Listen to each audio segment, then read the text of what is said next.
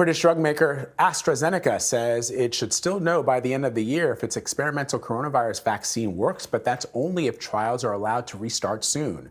Trials were suspended this week after a participant in the UK fell ill. The company says such suspensions are a routine safety measure, but an independent safety commission will ultimately decide whether trials can resume.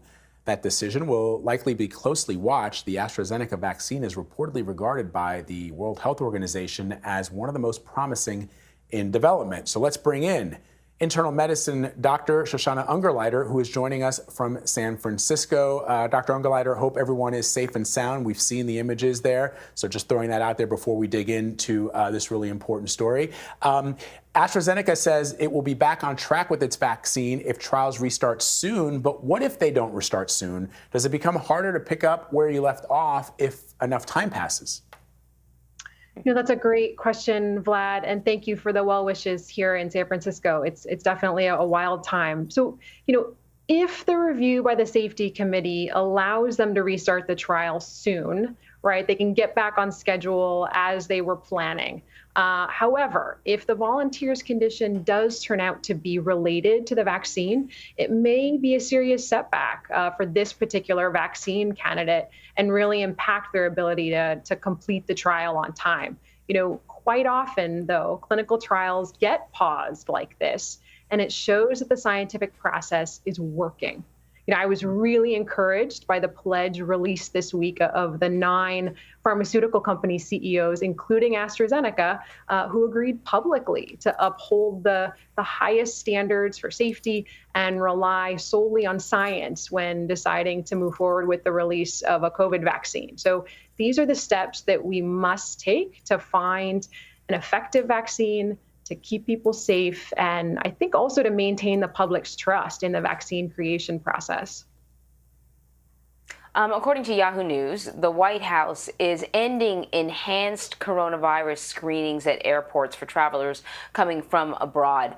What do you make of it? Is this, actually maybe good news because that means that at least around the world they're getting a handle on the coronavirus, or is it troubling to you?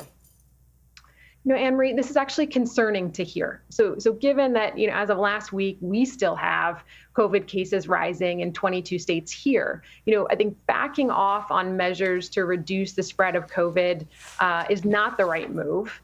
Early in the pandemic, our federal government's slow response, along with really inconsistent safety measures at our airports, played a big role in the spread of COVID across the U.S. So most experts agree that earlier and more comprehensive screening and contact tracing at our international airports really could have saved lives. So now is really not the time to be backing off on this. So, as you know, Doctor, in New York City here will allow indoor dining in about 2 weeks' time at 25% rather, occupancy. Governor Cuomo says the infection rate has been long low enough to allow it. Gyms have also started reopening, but do we have a good understanding of how the virus infects in air-conditioned interiors? Is this just a case of just because you can do it doesn't mean that you should do it?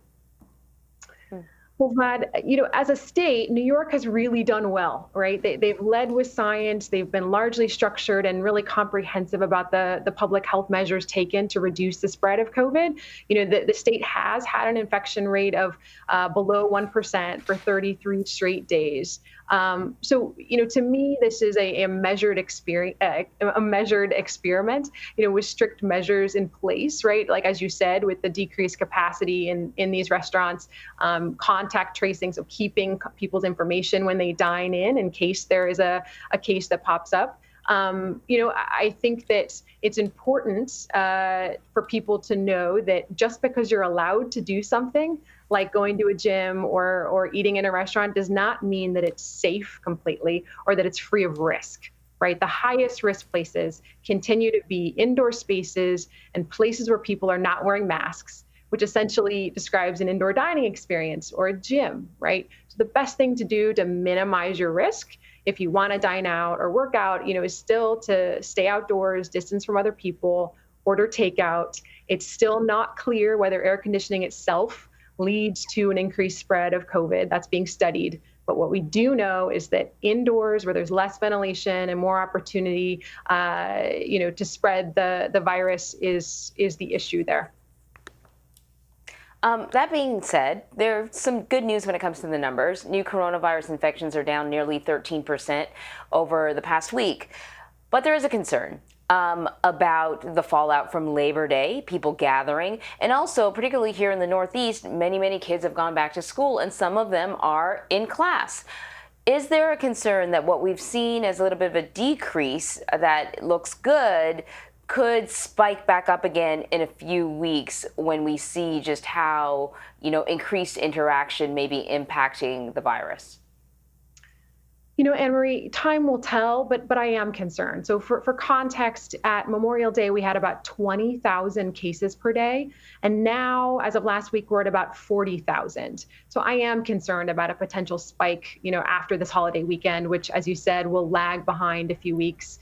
As we head into flu season, it's all concerning. It's all important to be thinking about. We want our children to be able to go back to school safely or to stay in school safely and for businesses to reopen, but this continues to rest in our hands, right? Our behavior really matters. And so distancing from others, avoiding crowded indoor spaces, and wearing masks and hand washing all continue to be absolutely essential to stop the spread and hopefully help us get our lives back.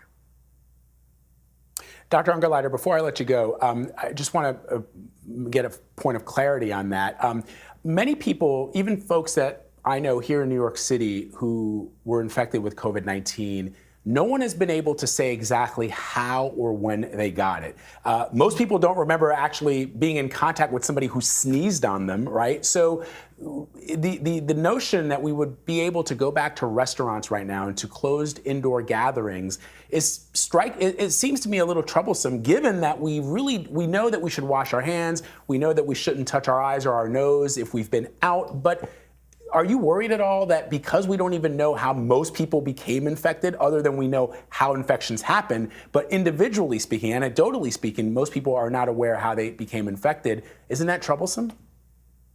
It is troublesome, and I think we need to look at the data. So the encouraging thing about New York is that less than 1%, COVID case rate, which shows you that most likely there is less community-wide spread than there was. We weren't testing at the height of COVID in March and April in New York quite as much as we are now. So we didn't really have a sense of just what percentage of the population was affected. Now we believe the community spread to be much lower, but you're right in that, it is very high risk to go into an indoor space, to not wear a mask, be touching your mouth, be talking with other people, or breathing hard at a gym. We know that this virus spreads very easily in the air. So people need to really proceed with caution and assess their own personal tolerance for risk and think about their underlying health conditions for themselves and for their families. All right, Dr. Shoshana Ungerleider, thank you so much. Thank you.